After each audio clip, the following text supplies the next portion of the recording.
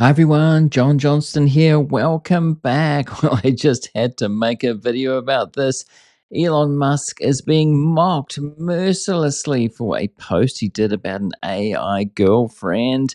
HuffPost has the story here. There's a few stories, but this one I was actually quoted in. I only realized that minutes before I started this. I was going to use this article, but I'm actually in it, I realized.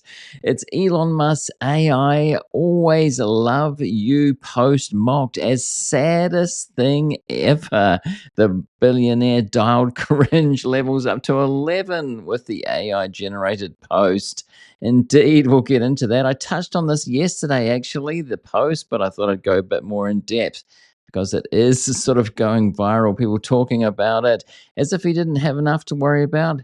Here, Tesla sees worst sales performance in China in years. In October, Tesla saw its worst sales performance in China in years, down 36% year over year. It was the worst month of the year, even worse than when the automaker was transitioning production to the refreshed Model Y. And for this month, it's probably not going well in the US. I've seen some figures come out. People are talking about that because the tax credit ended, which was pretty much the best quarter, not bad numbers, but it's not going well from there, I don't think. We'll have to wait and see. So this one here, head of Tesla's controversial Cybertruck unit exits and the stock jumps. So these are about the company itself. Tesla loses program manager behind its most successful electric car. But back to this, back to Elon's absolute cringe-worthy post that he made. And it's a bit of an insight into what's going on in his life, perhaps. And they say Elon Musk was mercilessly mocked on his own X platform after posting what critics argued could be the saddest thing of all time. And quoted as one of those critics here, the billionaire who is on course to become the world's first trillionaire shared a clip he said was generated by his AI tool Grok Imagine and captioned it Grok Imagine prompt. She smiles and says, "I will always love you." The video showed a lifelike woman doing exactly that while smiling into the abyss. Well, lifelike is really not what I would call it, actually. And if we look at the video here, just see what she says, but look at her eyes. She's not smiling with her eyes. So if this were a real woman, she doesn't mean it because she's not actually smiling about it with her eyes. Look. And I will always love you. And here's my post about it. This is what I said.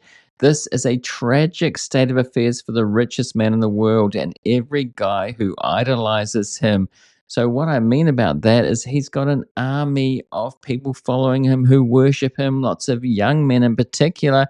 What is this teaching them? Is it teaching them to go out there and touch grass and actually find a real girlfriend? Or is it teaching them to stay like in the basement and, interact with his AI girlfriend?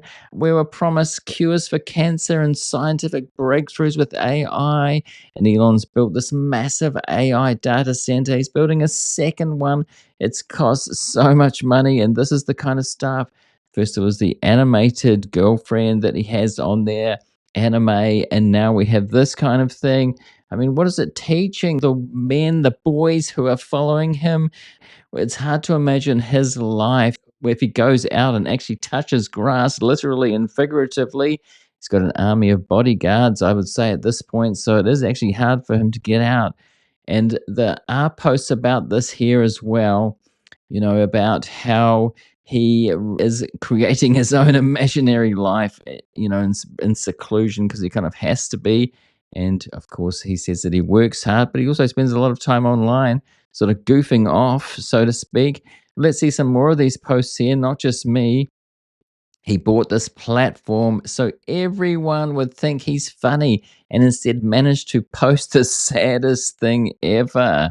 And the saddest post in the history of this website. I'm crying. And how about Tesla gives me $1 trillion instead? And in return, I will never post anything like this. And cringe level 1 trillion. I guess it kind of makes sense that the first trillionaire is the biggest loser of all time. It's all pretty tragic, isn't it? This is sad. You spent $100 billion, so a girl will say she likes you.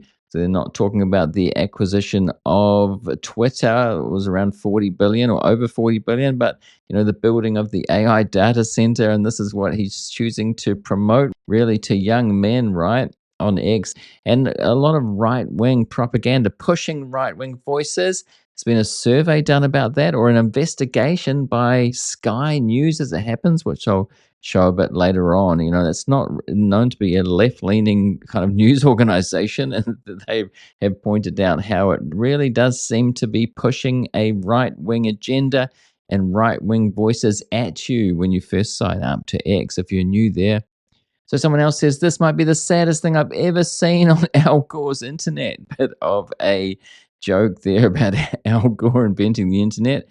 Was helpful early on. Just like, stop, go away, deal with your issues. This is why we should not have billionaires. They have God complexes. They are incapable of being normal or being people with relationships in touch with ordinary everyday realities, yet have unbridled influence on us all. So it goes on and on like this. Many people mocking him and pointing out how sad it is for him and for, really, as I said, lots of people following him who idolize him. The ground that he walks on, every post hinging on his every word. It should not be possible for the world's richest man and world's biggest loser to be the same guy. Yet here we are. This is a cry for help, someone says. It quite possibly is, maybe for his personal life. I don't want to get into that. I don't want to speculate on that. I don't know. But he is encouraging for people to have more babies, right? Because of population decline. And of course, what he means there is white population decline when you get down to it. I feel sad for the people that will inevitably form some weird relationship with AI and completely close themselves off to human connection. And that is the problem here. And with this whole manosphere, this pretty right wing manosphere, I think I'm going to post more about the manosphere. It's sort of, if you look at X and even the manosphere that's not so right wing is, it's kind of like manosphere light. And there's some examples of that, which I might talk about at another time. So this is another article on this. Elon boasts that his AI can generate a beautiful woman saying, I will always love you. They're calling it the most divorced post of all time. They say Elon Musk appears to be going through it. On Saturday, the billionaire became the subject of widespread mockery after boasting about how the video generating model can fabricate a photorealistic clip of a woman looking into the camera and declaring her undying love for you, which is either an indication that Musk thinks his fans are a bunch of lonely sad sacks or that he himself is one, or both. I mean, the word incel comes to mind there, right? Musk wrote a post with the video on his website X, published at the very well-adjusted hour of 4:20 a.m. Musk is a late riser, so this was likely posted at the end of a long day, not the beginning of it. And more on this article here. Elon Musk tries desperately to prove he's a real human being. The world's richest man has created a fake world for himself, which is kind of more interesting than just mocking him. And the world's richest man, he can't really go out in public so much. He can't walk down the street. He was really involved in far-right politics, so he's got to be concerned about his security and safety, which he's talked about before. That's a real thing. But the people that follow him and idolize him aren't like that. They could go out and touch grass, meet people more often, right, than he can. But they do say something interesting here. Elon Musk is the wealthiest man in the world, but based on his post on X, the billionaire has never appeared more detached from humanity. And after one high profile author pointed out the fact over the weekend, Musk now seems determined to prove that he's a real human person with real human interests. He was really triggered by that. Now we're going to get into this story where this high profile author started mocking him and questioning him, critiquing him about what he's doing. And he really was triggered by that. Seemed out to prove that he was a kind of had normal human interests. But whatever the technical limitations of Musk's Grok, the real story here is just how much the wealthiest person in the world seems to be struggling with a lack of human connection. Musk's desire for love and companionship is understandable if that's what's going on. It's what all of us want in our lives.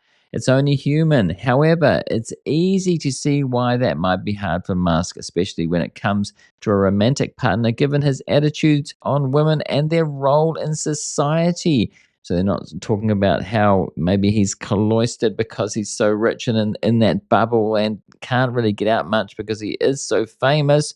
This is about something other than that. So they point out back in July, Musk pushed the idea that women were anti white because they're physically weak. I do remember that post. I can't remember if I put it in one of my videos, but it was pretty striking. He described empathy as a weakness and has been blamed for contributing to the deaths of an estimated 600,000 people through his role in destroying USAID while the head of Doge, according to the New Yorker. So this, you'd think, is a quite a big turnoff for a lot of women. So they say Musk is disconnected from humanity and insulated by his wealth, but he also seems to be suffering from a self imposed exile into a fantasy world of his own creation.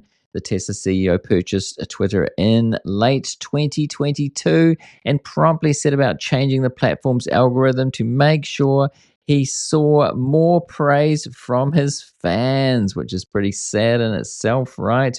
And as I said, there's been an investigation that sort of proving that it's really leaning right on there on purpose. He allowed anyone with $8 to buy a worthless blue verification check mark and tweaked the way Twitter, now X, works to make sure those replies are at the top of all posts. Effectively, Musk made it so that the people willing to pay him money are the people whose replies will be the most visible. So this is why actually I was surprised to see quoted in that HuffPost article, because I don't pay that. I don't pay to be on there. I don't have the check mark. And my posts as a critic of Elon's and Tesla, making videos about it, I think I'm definitely suppressed on there. My posts hardly get any views. Maybe when I'm replying to someone, but without that check mark and being a critic, I'm pretty sure that my posts just get completely buried. So I don't know how they found that on there, but I found that to be interesting that you don't have to pay to actually be noticed sometimes. And here is the prominent author, Joyce Carol Oates, talking about Elon, and this is what really triggered him by all accounts. So Joyce says, so curious that such a wealthy man never posts anything that indicates that he enjoys or is even aware of what virtually everyone appreciates. Scenes from nature, pet dog or cat, praise for a movie, music, a book, but doubt that he reads. Now, he has talked about books, to be fair. I've heard him talk about nonfiction, science fiction books that he bases his utopian dreams on, it seems. So, pride in a friend or relative's accomplishment, condolences for someone who's died, pleasure in sports, acclaim for a favorite team, references to history. In fact, he seems totally uneducated, uncultured. The poorest person on Twitter may have access to more beauty and meaning in life than the most wealthy person in the world. And this, I think, really got to him. So this post on Reddit says Joyce Carol Oates at 87 got Elon Musk so good, saying he doesn't have the capacity to enjoy life. So he proved to a point by spending the day posting about movies he saw decades ago. I mean, honestly, if he says that he's working all the time, I mean, he does come in contact with people. They're all his employees, probably, but he doesn't have a lot of time to do anything else. Having said that, he does play video games, right? Which is kind of a solitary activity. And the times when he's, been playing online with people, there was that infamous incident when I think he was on his private jet and the chat was open and people were just abusing him. at the time he was doing Doge or just after. He was mercilessly mocked and abused on there until he worked out how to turn the chat off.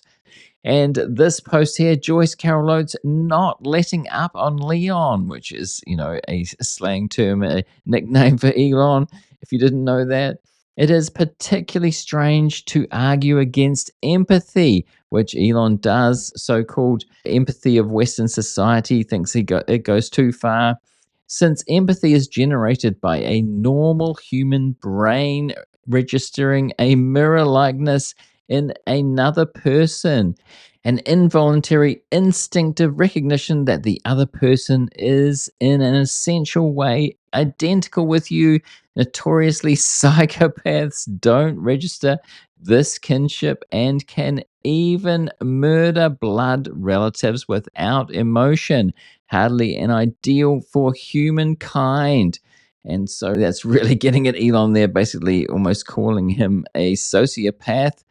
And here we have that investigation that I was talking about. The new report shows X is amplifying far right accounts.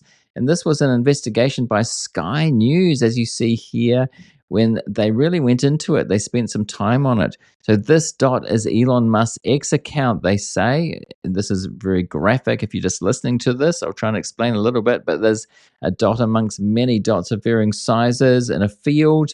Its size represents the number of his posts sent to 9 new X users Sky News created. So they went to X and they created new accounts to see what they'd see with no followers, just a new account to see what was pushed at them by the algorithm with interesting results. His is one of around 22,000 accounts whose posts were sent to our new users. We use this data to investigate whether the algorithm is politically biased, which I think is interesting because Elon says that it's the town square, it's free speech, but he doesn't talk much about this kind of thing. In fact, I don't know if he's denied this, but it's not surprising that the algorithm is doing this. So they say we found that the political content was predominantly right wing, pushed to people with new accounts. More than half of the political content came from accounts that used hateful or extreme language. What's more, behind every dot is a decision made by an algorithm. And what our investigation uncovers raises serious questions about which political voices are the loudest. This is on X.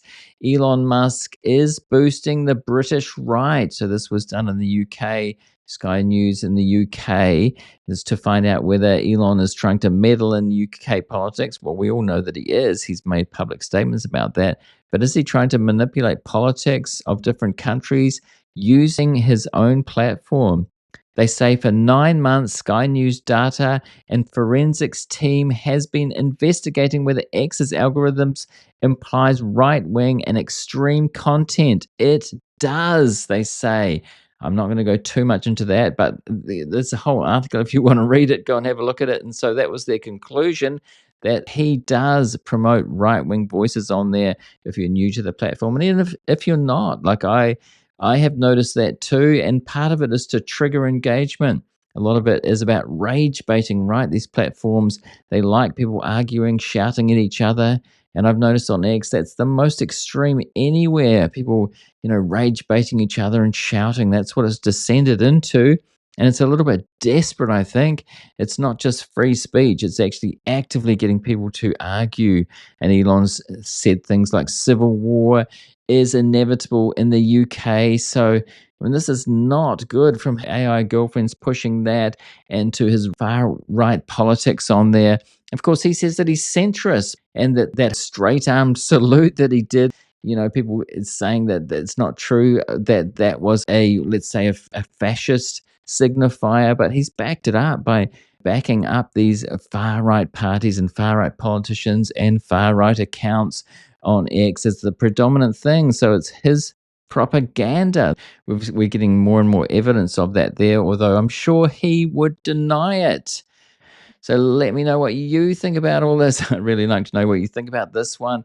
Do you think that was a kind of a tragic post of Elon, which brings up some of the problems that he personally has? but more the effect of what that is on all of the young men and not so young men that idolize him in terms of the wealth that is created.